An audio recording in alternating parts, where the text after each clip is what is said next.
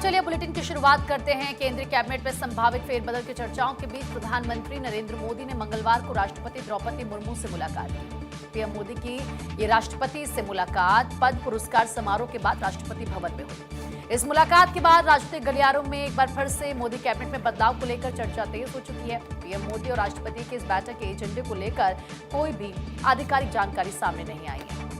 साथ ही केंद्र सरकार की ओर से मंत्रिपरिषद में किसी संभावित बदलाव या फेरबदल को लेकर भी कोई औपचारिक बयान जारी नहीं किया गया। फिर भी इस मुलाकात को संभावित केंद्रीय कैबिनेट विस्तार या फेरबदल से जोड़कर देखा जा रहा है, जिससे राजनीतिक हलकों में चर्चाएं तेज हो गई हैं। फिलहाल सभी की नजरें सरकार की ओर से आने वाली किसी आधिकारिक ऐलान पर टिकी हुई है और आज मोदी कैबिनेट की मीटिंग भी है, जिसकी अध्यक्षता खुद पीएम मोदी करेंगे। आज की मीटिंग में भविष्य का एजेंडा तय हो सकता है। ये मीटिंग इसीलिए भी अहम है क्योंकि एक दिन पहले दो हलचल देखने को मिली थी। दरअसल मंगलवार सुबह केंद्रीय राज्य मंत्री जॉर्ज कुरियन ने मंत्री पद से इस्तीफा दे दिया था और इसी बीच कल शाम को राष्ट्रपति भवन में पद्म पुरस्कार समारोह के बाद पीएम मोदी ने राष्ट्रपति से मुलाकात की। ऐसे में चर्चा है कि केंद्र सरकार जल्द ही कैबिनेट में फेरबदल कर सकती है। इस पर आप टीएमसी और उद्धव गुट से आए सांसदों को मौका मिल सकता है। तो देखिए, कैबिनेट फेरबदल के दो संकेत, यानी कि बीजेपी ने हालिया राज्यसभा चुनाव में केंद्रीय मंत्री जॉर्ज कुरियन और रवनीत सिंह बिट्टू को दोबारा उम्मीदवार नहीं बनाया।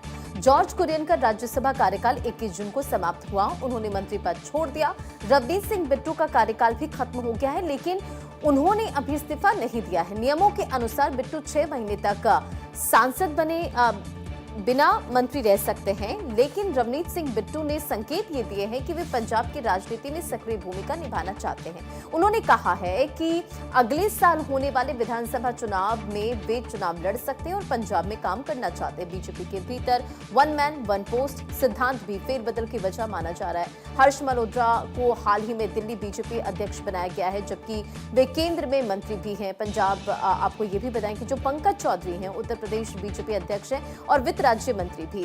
तो राजनीतिक हलकों में चर्चा है कि संगठनात्मक जिम्मेदारी मिलने के बाद इन नेताओं को मंत्री पद छोड़ना पड़ सकता है। अब फेरबदल के पीछे 3 बड़े राजनीतिक समीकरण को भी समझिए। देखिए, हाल के महीनों में कई विपक्षी नेता और सांसद एनडीए के करीब आए हैं और इनमें आम आदमी पार्टी से जुड़े 7 सांसद हैं, जिनमें राघव चड्ढा भी शामिल है।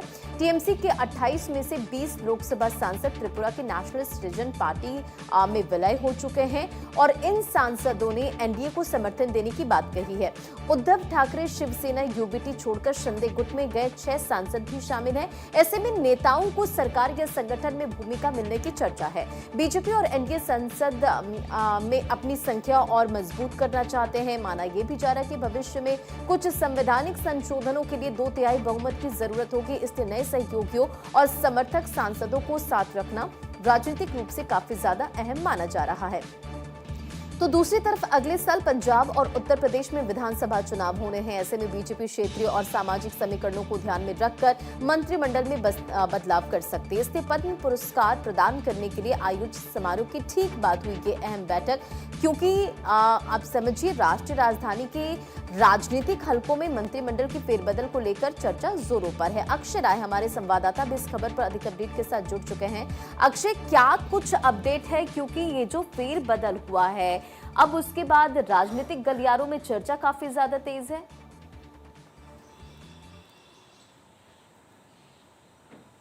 अब देखिए, निश्चित रूप से कहा जा सकता है कि आने वाले समय में केंद्रीय मंत्रिमंडल में विस्तार होना है, फेरबदल होना है और उसको लेकर के अब चर्चाओं का दौर निश्चित रूप से जारी है।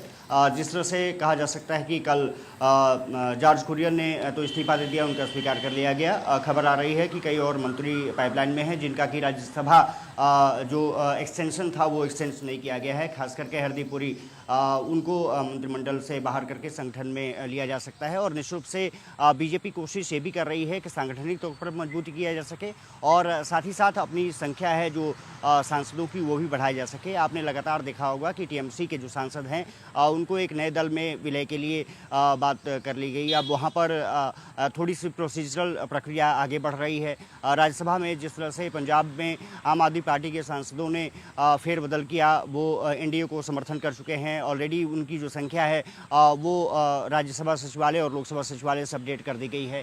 कहा जा रहा है कि जल्द ही बीजेपी में जो सांगठनिक बदलाव हैं वो भी अब शुरू होने वाले हैं। खास करके नितिन नवीन की जो टीम है उसमें किस तरह से फेरबदल होते हैं वो देखना दिलचस्प होगा। कहा जा रहा है कि युवाओं के साथ महिलाएं और साथ ही साथ आर्थिक रूप से जो सशक्तिकरण है वो उसको आगे बढ़ाने की कोशिश होगी, उनको मौका मिल सकता है। अच्छा अक्षय ये बताइए, कब क्योंकि ये प्रक्रिया आगे बढ़ती है, लेकिन ये माना जा रहा है कि आम आदमी पार्टी से जो सांसद आए हैं या टीएमसी की बात करें या फिर हम देखें जो अभी शिंदे गुट में सांसद शामिल हुए हैं, तो क्या अगर इस तरह की चर्चाएं हैं, कुछ फेरबदल हो सकते हैं, तो इन लोगों को मौका मिल सकता है, ये हो सकता है क्या?